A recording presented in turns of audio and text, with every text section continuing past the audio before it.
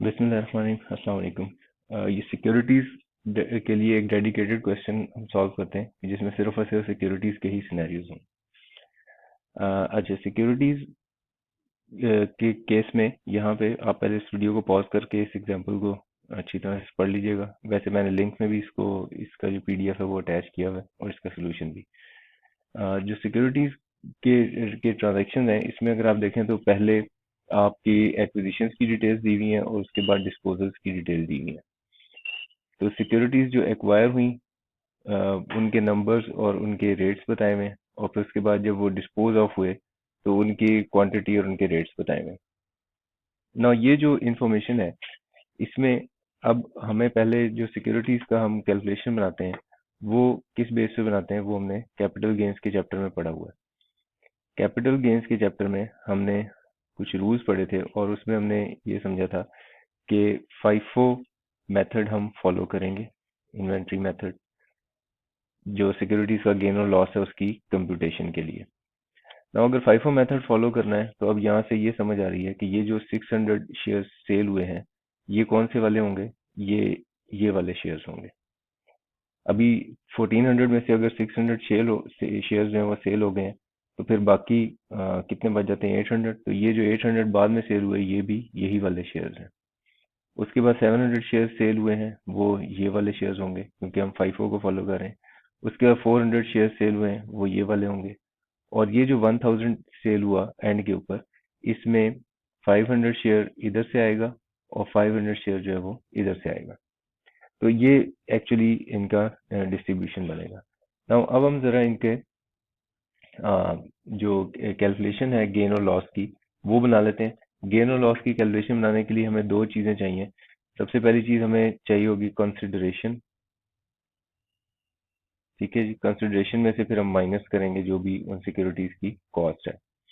Consideration calculate करने के लिए ये पहला ट्रांजैक्शन है, 600 शेयर्स हैं और 17 के ये शेयर सेल आउट हुए हैं। तो हम इसको मल्टीप्लाई करके कंसिडरेशन फाइंड आउट कर लेंगे। तो मैं इसी तरह से इसकी भी कंसिडरेशन वर्कआउट हो जाएगी और इसकी भी कंसिडरेशन वर्कआउट हो जाएगी, एंड सो ऑन। तो कंसिडरेशन की कैलकुलेशंस बना के मैं यहाँ पे लिख लेता हूँ पहले। तो ये मैं तीनों जो पहले ट्रांजेक्शन थे इसकी कंसिडरेशन फाइंड आउट कर लेंगे। अब इसके बाद अगली चीज जो समझने वाली है वो ये कि ये जो दोनों ट्रांजेक्शन हैं ये सेम डेट की हैं। ठीक है, तो अगर सेम डेट की सेल और परचेज हो तो उसके लिए जो रूल बताया गया है वो ये कि आपने फिर फाइफो को फॉलो नहीं करना, बल्कि आपने एवरेज मेथड को अडॉप्ट करना है अगर सेम डे की परचेज या सेल हो। तो अब इसका मतलब ये कि अगर ये सेम डे की सेल है तो मुझे पहले इसकी एवरेज वैल्यू फाइंड आउट करनी पड़ेगी, यानी कि 400 शेयर्स जो कि मैंने 25 के सेल किए और 1000 शेयर्स जो कि मैंने 27 के सेल किए हैं। तो ये 27,000 हो जाएगा जो इन्वेस्टमेंट वैल्यू है, और इसको जब मैं मल्टीप्लाई करूंगा तो ये 10,000 हो जाएगा। ठीक है, सो इसका टोटल कर लेते हैं 37,000 और ये 1,400। 37,000 को आप डिवाइड कर देंगे 1400 से, तो ये एवरेज वैल्यू अगर हम इसको राउंड ऑफ कर लें तो ये 26 पॉइंट, इसको 37,000 divide by 1400, 26 point, let's say 4, 26.4 आ जाती है वैल्यू। ठीक हो गया जी। तो 26.4 जो वैल्यू हमने फाइंड आउट की, इसको अब मैं इस्तेमाल करूंगा फॉर कैलकुलेशन ऑफ कंसिडरेशन। तो 26, अब मैं 25 से मल्टीप्लाई नहीं करूंगा बल्कि 26.4 से मल्टीप्लाई करूंगा। सो 400 इंटू 26.4, तो ये आ जाता है 10,560।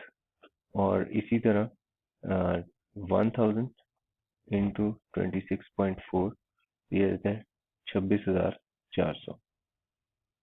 तो ये हमने कंसिडरेशन फाइंड आउट कर लेंगे। अब हम कॉस्ट की तरफ आ जाते हैं।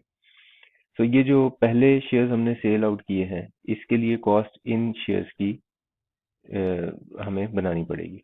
तो 600 शेयर्स हैं और 20 रुपए का शेयर मैंने बाई किया था, तो अब मैं यहाँ से कॉस्ट वर्कआउट कर सकता हूँ।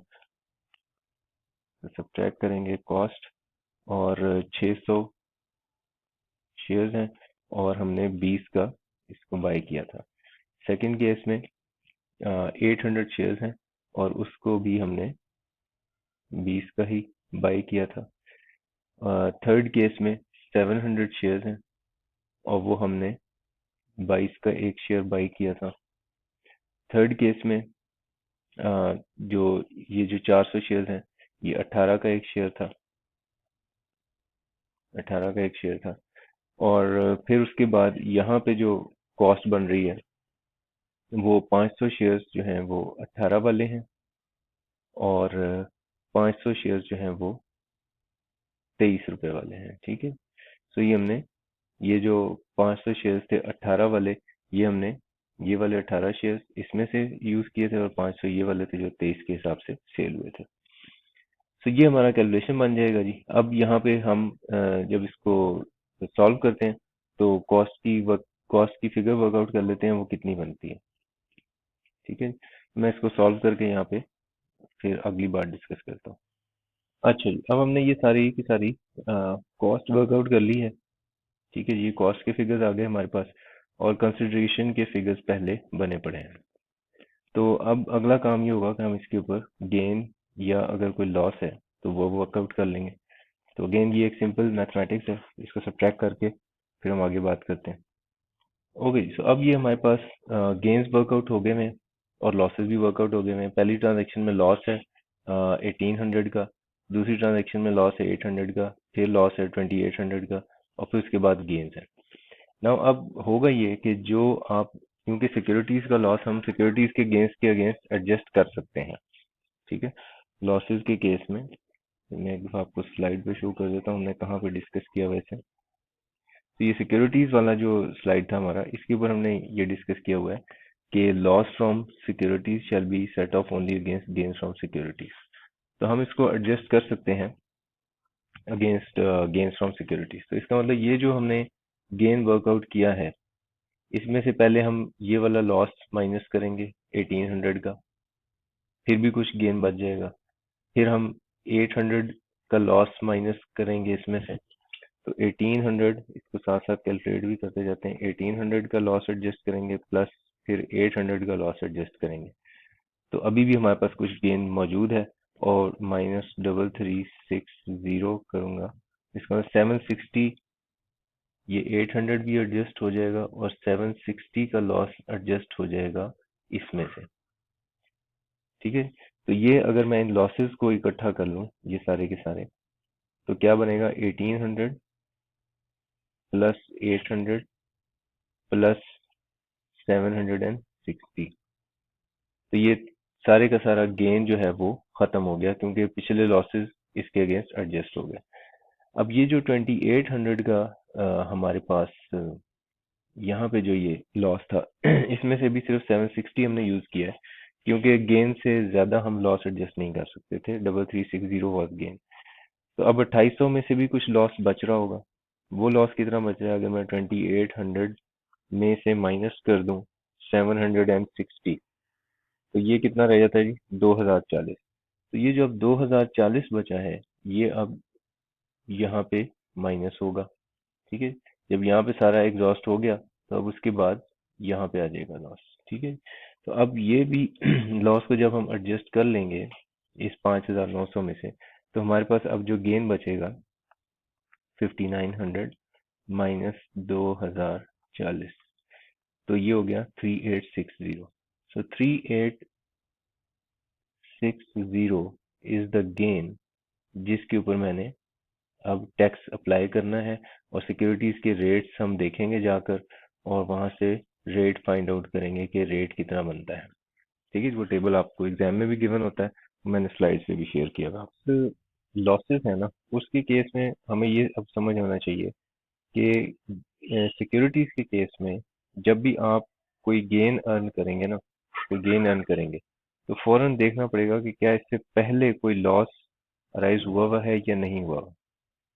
ये अब प्रिंसिपल अब ध्यान में रखना है इस एग्जाम्पल को सॉल्व करने के बाद, कि अगर तो आपके पास लॉस पहले से आया हुआ है और फिर उसके बाद गेन आता है तो हम फौरन इनको नेट ऑफ करेंगे। लेकिन अगर आपने गेन पहले कमाया सिक्योरिटी से और उसके बाद लॉस आता है तो इस गेन के ऊपर पूरा टैक्स लग जाएगा। ठीक है, क्योंकि लॉस तो बाद में आ रहा है।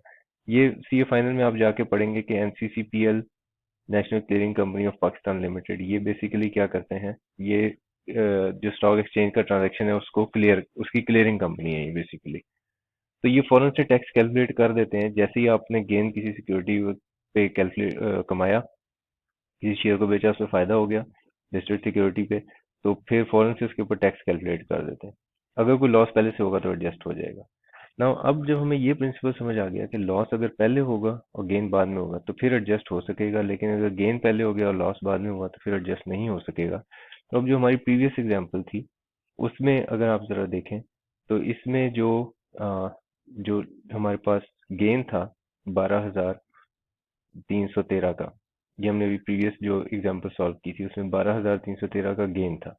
और ये जो गेन है ये कब आ रहा था, अगर आप देखें कि ये किस वक्त, मार्च 2022 में, मार्च 2022 में गेन है। और उसके बाद हमारे पास जो लॉस का ट्रांजैक्शन था वो किस वक्त आ रहा था जी, 1.5 लाख रुपए का जो लॉस था वो आ रहा था, सेल देखें कब हो रही है, 30 जून 2022 को, ठीक है, जून 2022 में सेल हो रही है। तो इसका मतलब जो लॉस है वो बाद में है। अगर लॉस बाद में है, अगर मेरे पास लॉस बाद में है तो गेन तो पूरा टैक्सेबल होगा, उसमें वो लॉस एडजस्ट नहीं होगा। तो इसलिए ये जो प्रीवियस एग्जाम्पल थी इसमें हमने लॉस को एडजस्ट नहीं किया था। सो होपफुली ये सिक्योरिटीज का लॉसेस का सिनेरियो अब आपको क्लियर हो गया होगा। Thank you very much, take care, अल्लाह हाफिज।